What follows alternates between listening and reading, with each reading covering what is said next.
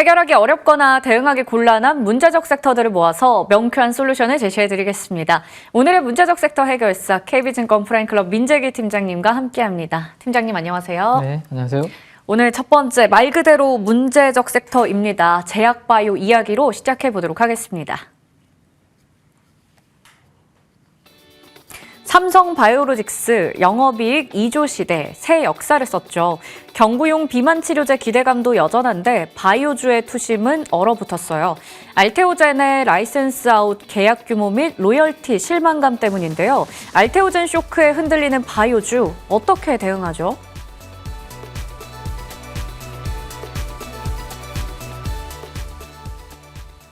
알테오젠이 뿌린 게 어마무시합니다. 어제 크게 급락이 좀 나왔고요. 이런 분위기가 나머지 제약 바이오 쪽까지 함께 투심을 꺾게 만들어 버렸습니다. 알테오젠 우선 많은 분들이 좀 걱정하실 것 같아요. 보유자분들 어떻게 대응하면 좋을까요? 네, 일단은 상처는 좀 받았다라고 보셔야 될 것 같습니다. 생각했던 것보다 이제 머크의 키트루다 SC로 인해서 받는 로열티가 기대했던 거에 좀 못 미치는 부분이 나왔지 않습니까? 나왔으면 조금 냉정하게 받아들여야 될 부분이 있지 않을까라는 생각이고, 지금 이제 바이오, 우리가 코스닥이 상대적으로 코스피 대비해서 이제 못 오르는 부분에 대해서 상당히 좀 답답해 했던 분위기였습니다. 그러면 코스닥이 오르려면 결국에는 누가 올라줘야 되느냐라는 것을 했을 때 바이오가 그 역할을 하지 않을까라는 시장의 기대가 있었는데, 바이오가 어제 때마침 알테오젠의 그 뉴스와 함께 좀 힘을 잃는 그런 모습이 나왔고, 대신에 그 자리를 지금 오늘 2차전지가 지금 메우는 그런 움직임들이 나타나고 있다는 거죠. 그래서 어제 바이오에서 나온 실망 매물이 일부 로봇이라든지 반도체 쪽으로 좀 옮겨간 것 같고요. 오늘도 지금 제가 봤을 때는 약간 2차전지 쪽으로 이동하는 그런 부분들이 나타나고 있는 것 같습니다. 그렇다면 알테오젠에 관련된 이 부분의 이슈가 어느 정도 좀 해소가 돼야 되는데, 제가 오늘은 차트로 간단하게 좀 설명을 좀 드리도록 그렇게 하겠습니다. 지금 이 알테오젠의 일봉 차트인데요. 네. 12월 5일 날 상당히 거래량이 많이 터졌던 음봉이 있습니다. 여기 보시면 그날의 시가는 51만 8천 원이거든요. 보통 우리 음봉이면 시가부터 종가로 이렇게 밀어내린 저항이 상당히 강하다고 볼 수 있습니다. 그래서 51만 8천 원의 저항이 강한데, 오른쪽으로 쭉 이렇게 와서 보시면 한 번도 지금까지 51만 8천 원을 제대로 넘어선 적이 없습니다. 그 에너지의 음봉의 저항을 그대로 지금 느끼고 있다는 거죠. 그 느끼고 있는 상태에서 지금 보시면 어제 대량 거래를 수반한 또 음봉이 또 하나 어제 만들어진 거거든요. 그 시가는 47만 8,500원입니다. 그러면 만약에 어제 나왔던 이 로열티 이슈가 생각보다 심각하지 않다라면 적어도 어제 만들어진 이 음봉은 빨리 밟고 올라서야 되거든요. 네, 그걸로 인해서 만들어진 음봉이니까 저 음봉의 시가를 돌파해야지만 그 악재는 희석이 되었구나라고 생각할 수 있는데, 오늘의 반발력으로 봤을 때 아직까지 며칠을 또 봐야 되겠지만 지금까지 반등 탄력으로 봤을 때는 어제의 그 음봉의 시가를 넘기에는 상당히 에너지가 좀 부족해 보이는 부분들이 있습니다. 그래서 가지고 계신 분들은 어제의 음봉의 시가까지 반등을 줄지는 모르겠으나 가까워지면 일단은 약간의 비중 축소가 필요할 것 같고요. 신규로 들어가려고 하시는 분들은 적어도 어제의 음봉의 시가가 저항이 강하니까 거기보다 가격이 많이 멀어지든지, 아니면 어제의 음봉의 시가를 넘어서는 그러한 그림 정도는 나와줘야지만 이제는 한번 들어가 봐도 되겠다, 이렇게 생각하시는 게 기술적으로는 편하지 않을까라고 말씀드리겠습니다. 제일 궁금한 건데 기술적으로 좀 봐주셨습니다. 지금 사실 신규 접근을 좀 많이 신중하게 가야 될 것 같고, 보유자분들께서는 적어도 어제의 시가 47만 8천 원 이상까지의 반등력 좀 확인해 봐야 된다라는 말씀 주셨습니다. 그리고 궁금한 건 이제 삼성바이오로직스가 될 것 같아요. 여기는 왜 이런 걸지, 영업이익 어제 이제 나왔잖아요. 처음으로 2조 원 돌파하면서 새로운 역사를 썼습니다. 그런데 그 기대감이 이미 있어서 사실 얼마 전에 신고가 찍기도 했었잖아요. 맞습니다. 그래서 이렇게 조정 나오는 건지, 우선은 올해도 성장을 이어갈지도 궁금하고요. 그렇게 된다면 오늘의 4% 넘는 약세 기회로 활용해도 괜찮을지 궁금합니다. 일단 상대적으로 그냥 신약을 개발하는 쪽보다는 삼성바이오로직스는 숫자가 있지 않습니까?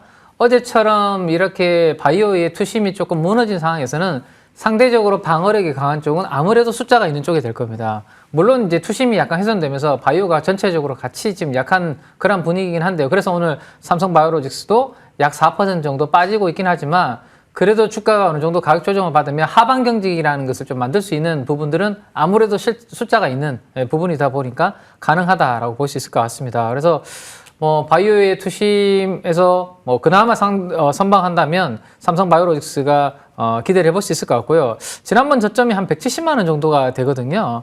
그러면 170만 원 정도면 최근에 이제 지지받다가 올라왔던 구간이기 때문에 거기에는 하방 경직을 좀 보여줄 것으로 예상이 되기 때문에 내가 꼭 굳이 지금 바이오 투심이 전체적으로 안 좋은데 바이오를 선택을 한다라고 한다면 그래도 숫자가 있는 바이오는 상대적으로 좀 낫지 않을까 정도로만 저는 말씀을 드릴 수 있을 것 같습니다. 네, 그래도 숫자가 있는 바이오 쪽은 봐도 괜찮지 않을까 말씀해 주셨습니다. 지금 투심 자체가 워낙에 위축돼 있고 앞서 말씀드린 대로 수급도 2차 전지 쪽으로 좀 이동이 돼 있다라고 얘기해 주셨는데 이렇게 냉랭한 투심을 돌릴 수 있는 모멘텀이 있는지 궁금한데요. 앞으로 추가적으로 뭘 주목해야 될까요? 아무래도 에로겠죠. 네, 에로는 라이센스 예. 아웃을 말씀을 네. 드리는 거고 기술 수출과 관련된 이러한 부분들 저는요 이게 알테오젠과 관련된 사실은 개별 리스크 이벤트가 발생했다고 생각되지 예를 들어서 ABL 바이오라든지 올릭스라든지 뭐 똘똘한 우리 바이오 기업들이 있지 예. 않습니까?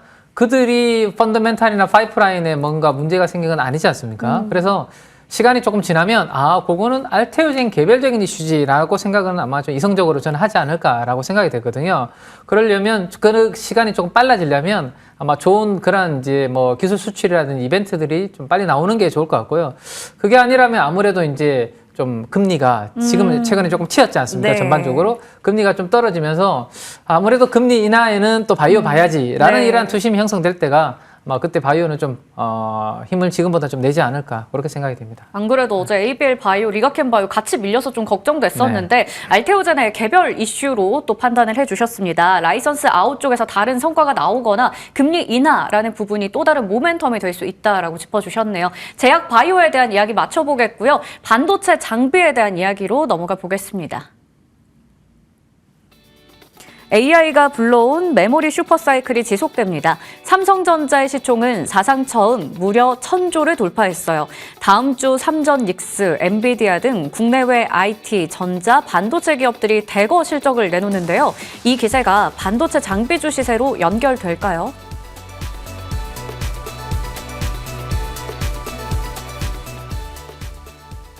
네, 삼성전자가 정말 대단합니다. 이제 1,000조 전자 뭐 이렇게 부르더라고요. 시가총액이 1,000조를 돌파했는데 주가도 20만 원 돌파 나오기 전에 그러면 지금 빨리 올라타는 게 맞는 걸까요? 비중에 대한 문제지 않을까 네. 생각이 되거든요. 그러니까 삼성 바이오로직스가 예를 들어서 최근에 올라오기 전까지 10만 원에서 상당 기간 이제 행보를 했었죠. 작년 11월 달, 12월 달입니다. 그때 내가 좀 살 수 있는 비중과 지금은 10만 원부터 한 50%가가 올라온 상태잖아요. 예. 그럼 예를 들어서 그 가격대에서는 이 삼성전자 반도체 이익도 좋다 그러고 슈퍼사이클이 27년, 28년도까지 이어진다고 하는데 내 계좌에 한 30%, 한 50% 정도 사볼까 이런 생각을 할 수 있었다면 지금은 가격이 55% 정도 올라와 있는 상황이기 때문에 그때보다는 비중은 조금 적게 들어가야 되는 게 맞지 않나라는 생각이거든요. 그러면 내가 포트에 반도체에 대한 익스포저 노출이 없다라면 적어도 한 10% 정도는 조정시마다 분할로 조금 편입을 하는 게 맞을 것 같은데요. 그래도 삼성전자라고 해서 천하의 삼성전자지만 네. 분명히 변동성도 있을 수 있다라는 생각이고 최근에 그러면 강력한 좀 지지의 에너지는 어디에서 형성이 됐는지를 좀 참고를 기술적으로 해보시면 좋을 것 같은데 지난 1월 6일부터 한 1월 14일 정도까지요. 한 일주일 정도 넘는 기간 동안 보시면 봉들이 딱 모여있는 구간들이 있습니다. 그게 한 14만 원 정도 전후가 되거든요. 예. 그러면 이 14만 원을 밟고 올라섰기 때문에 여기는 상당히 강한 좀 지지의 에너지를 가지고 있다고 볼 수 있을 것 같아요. 그러면 14만 원 이탈하면 그때는 단기적으로 약간 좀 비중을 좀 조절할 필요는 있을 것 같고요. 그렇지 않다라면 지금은 만약에 분할로 좀 들어간다라면 일단은 갈 때까지 지금 가보는 그러한 전략이 맞을 것 같습니다. 그래서 없는 분들은 비중을 생각하시면서 조정 시에 또 분할로 좀 접근하는 그러한 전략이 필요하지 않나라는 생각입니다. 네, 이제는 좀 주가가 많이 올라와 있기 때문에 비중에 대한 고민을 해야겠지만 한 10% 정도 조정 나왔을 때는 분할로 매수해볼 만하다라고 얘기를 주셨습니다. 그리고 다음 주에 반도체 관련주들 뭐 대형주 실적들 줄지어 발표를 합니다. 삼성전자, SK하이닉스 등등 주목해야겠고 다음 달로 넘어가면 엔비디아 실적까지 나오거든요. 주목할 만한 포인트 어디서 찾아볼까요? 오늘 새벽에 젠슨항 CEO께서 이제 다보스 포럼에서 이야기한 부분이 핵심 아닌가 싶습니다. 네. 아직도 AI 인프라에 대한 투자는 지금까지도 많이 했는데 그것보다 훨씬 많은 규모의 인프라 투자가 이루어질 것이다 라고 이야기를 하셨고 그다음에 거기에서 메모리에 이 필요한 부분들, 최근에 저장 장치에 관련된 부분들에 대해서 상당히 이제 강조를 많이 했는데요. 특히나 메모리 관련된 저장 장치에서는 마이크론, 삼성전자, SK 하이닉스 이 3사가 어쨌든 그 부분에 대해서 많은 영향과 포지션을 가져가고 있기 때문에 아마도 엔비디아에서 그런 부분들에 대해서 계속 강조를 해준다라면 우리 메모리 사이클한테는 계속 나쁘지 않은 그런 부분이 될 것 같아요. 그래서 29일 날 우리 SK 하이닉스가 이제 실적을 기다리고 있고 빅테크들의 실적이 이제 이어지게 되는데 그런 부분들이 계속 나온다면 일단 반도체는 악재는요.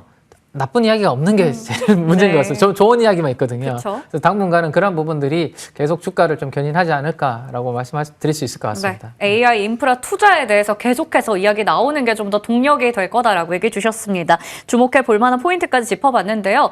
그럼 제약바이오와 오늘 반도체까지 살펴봤는데 탑픽으로는 어떤 종목을 우리가 좀 관심 있게 보면 좋을까요? 네, 아무래도 지금은 투심이 약간 약해진 제약바이오보다는 반도체에 좀 집중하는 게 좋지 않을까 네. 싶고 코스닥 내에서도 지금 2차 전지가 하고 있다면 바이오가 좀 쉰다라면 반도체 소부장이 그래도 같이 좀 가지 않을까라고 생각할 수 있을 것 같고요. 삼성전자와 SK 하이닉스가 지금 앞서 나가고 있기 때문에 결국에는 뒤따라서 반도체 소부장들, 특히 장비주들이 이제 장비 반입과 관련된 모멘텀이 만들어지면서 움직임이 나타날 가능성이 높다라는 생각에 한화 비전을 한번 오늘은 선택을 좀 해봤습니다. 이 HBM 공정의 핵심 장비 중에 하나가 TC 본딩이라는 장비입니다. 그죠? 칩을 이렇게 여러 층을 이제 붙이는 장비인데 보통 우리 한미 반도체가 거기에서는 가장 역할을 많이 해왔었죠. 근데 이제 한미 반도체가 가지고 있는 시장 점유율을 조금씩 뺏어오는 역할을 지금 하나 비전이 하고 있고 SK 하이닉스 쪽에서의 그 물량들을 이제 올해부터 본격적으로 조금씩 점유율을 높여가지 않을까라는 기대감이 있기 때문에 하나 비전은 지금 주가가 이동평균선과의 이격도 그렇게 많이 벌어지지 않은 상태에서 M15와 관련된 이러한 팹의 장비 반입 이벤트들이 곧 나오지 않을까라고 기대해 볼 수 있을 것 같습니다. 그래서 5만 원대 지지받으면서 긍정적인 흐름 좀 만들어지지 않을까라고 생각을 하고 있습니다. 네. 오늘의 탑픽은 한화비전 말씀해 주셨습니다. 간단하게 AS 하나 볼 텐데 HL만도 오늘 신고가 찍고 나서 음봉입니다. 계속 홀딩을 해도 괜찮을지요? 로봇은 조금 이제 단기적으로는 슈팅이 좀 많이 나온 것 같아요. 그래서 근데 이제 유동성이 워낙 좋다 보니까 아마 2차전 좀 오르고 나면 또 잠깐 쉬었던 로봇도 움직이고 그렇게 되지 않을까 싶은데요. 다만 어제의 양봉은 상당히 거래가 많이 터졌습니다. 어제 양봉의 시가가 61,500원입니다. 요거 이탈할 때는 그때는 좀 주의를 좀 하시면 좋겠습니다. 네, 61,000원 이탈이 나온다면 우리가 좀 고려해 봐야 된다. 기술적으로 봐주셨습니다. 지금까지 KB증권 프라임클럽 민재기 팀장님과 함께했습니다. 저희 성공 마감 전략 1부에서 준비한 순서는 여기까지고요. 잠시 후 성공 마감 전략 2부에서 인사드리겠습니다. 고맙습니다.